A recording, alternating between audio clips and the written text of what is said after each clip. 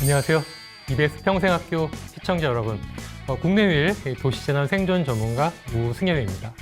앞서 이 생존 배낭을 꾸릴 때 중요한 선택 요소나 목표 이런 것들을 제가 확인을 했었죠.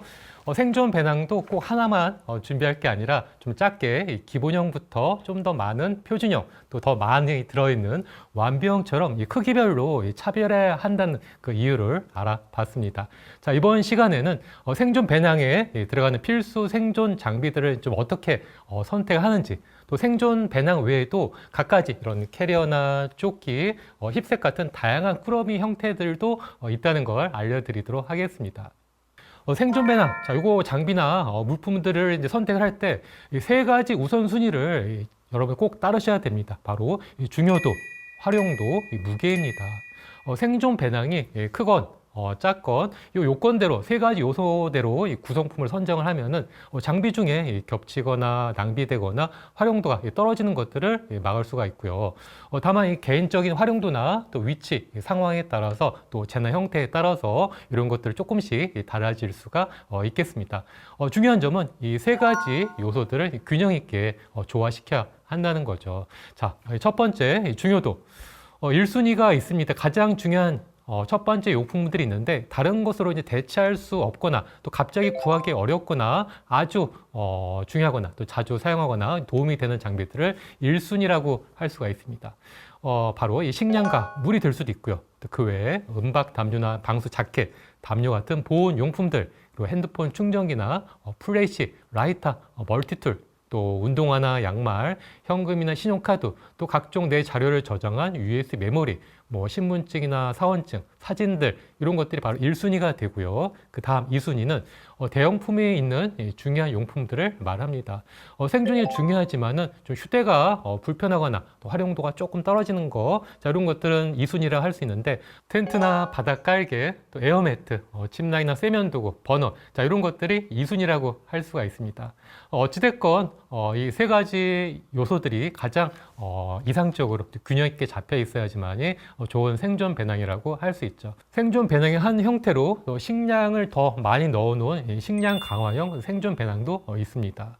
이런 것들은 식량과 물을 좀 더 강화했는데 내가 식량 보급이 좀 원활하지 않을 것 같다 예상이 될 때, 또 혹은 장기간 이동한 상황이 오래 지속될 것 같다. 자, 이럴 때 이 식량과 물을 좀 더 강화한 구성인데요. 다만 먹을 것과 물은 매일 빠르게 소모가 되고 가벼워지기 때문에 부담이 줄어들 수가 있습니다. 하지만 이렇게 구성을 한다 하면은 옷이나 담요 같은 보온 장비나 용품들이 좀 부족할 수 있기 때문에 밤에는 좀 버티기가 힘들 수도 있습니다. 반면에 장비 강화형 생존 배낭도 있습니다. 생존 용품 장비들 더 많이 늘려갔고요. 흔히 이제 초보자들이 하긴 쉬운 실수가 드러날 수 있는 초기형 생존 배낭이라고 할 수가 있습니다. 이렇게 생존 배낭은 비상시를 대비를 해갖고 나의 생존에 이제 도움이 되는 물품들을 넣어놓은 꾸러미 이기 때문에 꼭 배낭이라는 형식을 구애받을 필요는 없습니다. 평상시 휴대가 가능한 더 편한 다양한 형태로 생존 배낭을 꾸릴 수가 있죠. 어떤 형태가 있냐면은 엄마들이 시장에 갈 때 많이 쓰는 카트 같은 형식들도 좋습니다. 카트는 가볍고요. 또 바퀴가 있기 때문에 끌기도 좋고요. 무거운 짐 같은 것들을 넣어서 이동할 때도 좋습니다. 일반용 좀 작은 것들도 있지만은 바퀴가 더 크고 더 튼튼한 고가형 카트들도 있기 때문에 그런 것들도 좋고요. 가장 간단하게는 이렇게 작은 힙색 혹은 크로스백 이런 형태에도 내가 꼭 필요하다 싶은 물품들, 생존 장비, 사탕이라든가 라이터, 프레시, 자, 이런 것들 조그맣게라도 넣어갖고 휴대하기가 쉽게끔 이렇게 만들 수가 있습니다. 이건 EDC라고 하는데 에브리데이 캐리의 약자로 매일매일 휴대할 수 있는 생존 배낭이라고 할 수가 있고요. 그 다음에 이거는 조끼인데 조끼 형태의 생존 배낭도 가능합니다. 보면은 많은 주머니들이 있죠. 이 주머니 안에다가 세 가지 생존 용품과 또 보온 장비들, 물과 식량, 자, 그런 것들을 적절하게 넣어놓고 이거 준비했다가 대피할 때 이거 바로 입는 형식으로도 가능합니다. 이런 조끼 형태의 생존 배낭은 몸에 밀착이 되기 때문에 무게감도 좀 더 적게 느껴질 수 있고요. 뛰거나 달리거나 뭐 기거나 이렇게 이동할 때도 훨씬 더 밀착이 돼서 가뿐합니다. 이런 것들은 아이한테도 좋은데 이런 배낭 형태는 아이가 좀 겁을 하거나 힘들어할 수 있지만 조끼 형태의 생존 배낭은 훨씬 더 유리하고요. 여행용 캐리어 타입의 생존 배낭도 가능합니다. 여행용 캐리어는 보통 1년에 몇 번 정도 해외여행이나 출장 갈 때만 쓰고 평상시에는 베란다에 처박히게 되는데 이것도 평상시에 생존 용품들, 식량과 물을 넣어놓게 되면은 비상시에 같이 생존 배낭과 들고 갈 때 아주 유용합니다. 한번 보여드리도록 할게요. 여행용 캐리어는 일단 부피가 크고 많은 물건들, 또 무거운 것들을 넣어도 손잡이랑 바퀴가 있기 때문에 끌고 이동하기가 아주 쉽습니다. 동일본 대지진 때도 많은 피난민들이 이 생존 배낭과 함께 이런 캐리어를 끌고 가는 사진들이 많이 보도가 됐었는데요. 이렇게 캐리어 안에는 좀 부피가 크고 무겁고 이런 것들을 넣어놓습니다. 뭐 담요나 또 보온 옷 같은 것들, 잠바, 그리고 갖가지 세면 도구나 이런 물, 그리고 각종 먹을 것들을 이제 집어넣습니다. 뭐 건빵이나 통조림, 또 분유나 각종 단기 비상 식량들, 그리고 옷가지 같은 것들, 이런 것들은 중요하지만 약간 활용도가 덜어지거나 또 비상시에 이런 것들 바로 버리고 갈 수도 있는 것들이죠. 이렇게 여행용 캐리어를 이용해 갖고도 다양한 상황으로 대비를 할 수가 있겠습니다. 또 사기에 교토 상구리한 말이 있죠. 이 똑똑한 토끼는 3개의 굴을 가지고 있다. 자, 이런 말인데 그런 것처럼 언제 어디서 무슨 일이 터지든 바로 내가 이 생존 배낭을 들고서 대피를 할 수 있게끔 어디서나 잡을 수 있게끔 준비해 두는 건데요. 집뿐만 아니라 뭐 회사나 일터 그리고 차 트렁크에도 각각 추가로 보관하면 좋습니다. 생존 배낭 안에 구성품과 세팅도 환경의 변화에 또 맞출 필요도 있습니다.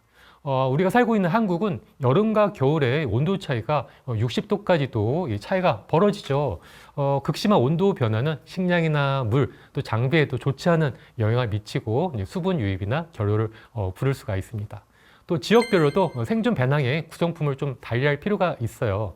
지역적으로 특성에 따라서 닥쳐올 위험과 재난의 종류가 틀리기 때문에 좀 특성화를 하는 건데요. 물론 그래도 이 생존 배낭의 3원칙을 지키면서 무게나 부피가 크게 지장받지 않은 범위 내에서 구성품을 재배치할 필요가 있습니다.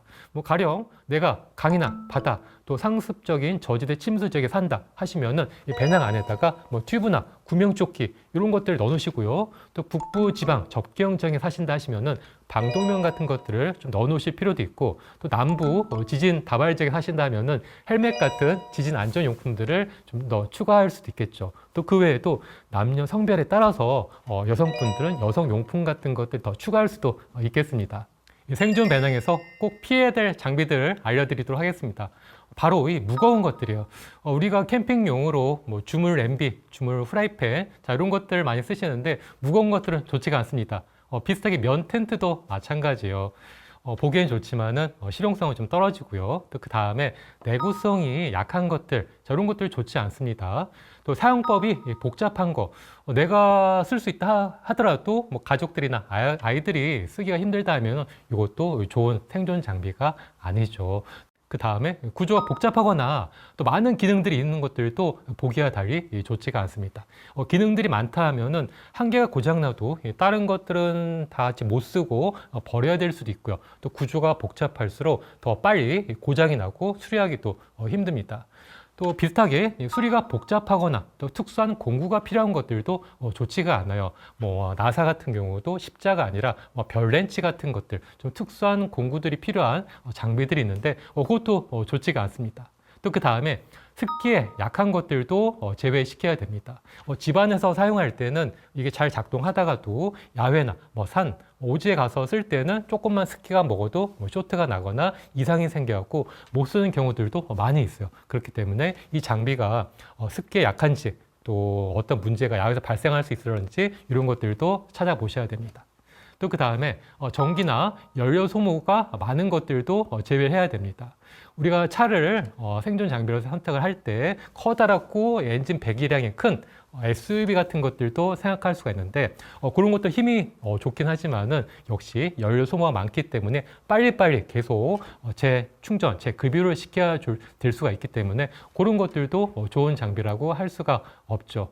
또 그 다음에 소음이 큰 장비들도 있는데 이것도 역시 좋지가 않습니다. 소음이 크게 되면은 내 위치가 노출이 되거나 혹은 주위에 있는 동물이나 짐승들의 관심을 끌 수도 있기 때문에 소음이나 진동 같은 것들이 좀 작은 없는 것들을 찾으시는 게 좋죠.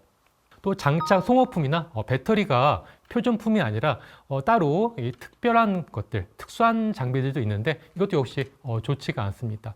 가령 배터리 같은 것들도 일반적인 AA 혹은 AAA 건전지 사이즈가 아닌 좀 특수한 형태의 충전지가 필요한 것들도 있는데 이런 것들은 나중에 건전지 교체하기가 쉽지가 않기 때문에 이런 것도 역시 피해야 될 장비고요. 또 그 다음 작동법이 좀 위험한 장비가 있습니다. 가령 가스 버너도 여기에 해당이 될 수가 있는데 가스 버너는 에어를 압축한 다음에 여러 가지 세팅이 필요한데 이게 내가 할 수 있다 하더라도 남이나 초보자 또 아이들이나 여성분들이 하기에는 좀 약간 위험할 수도 있기 때문에 요거는 좋지가 않습니다. 사용 빈도가 낮은 것들도 좋은 장비를 할 수가 없어요. 보기에 멋있고 되게 위력이 있다 하더라도 이게 특별한 상황에만 잠깐 쓸모가 있다 하면은 이것도 역시 좋은 장비가 아니기 때문에 제외를 해야 되는 것들이죠. 이번 강의에서는 생존 배낭의 여러 가지 형태랑 차별화 또 피해야 할 장비들에 대해서 알아봤습니다. 다음 시간에는 비상시 잘 도망가고 잘 대피하는 방법에 대해서 알아보도록 하겠습니다.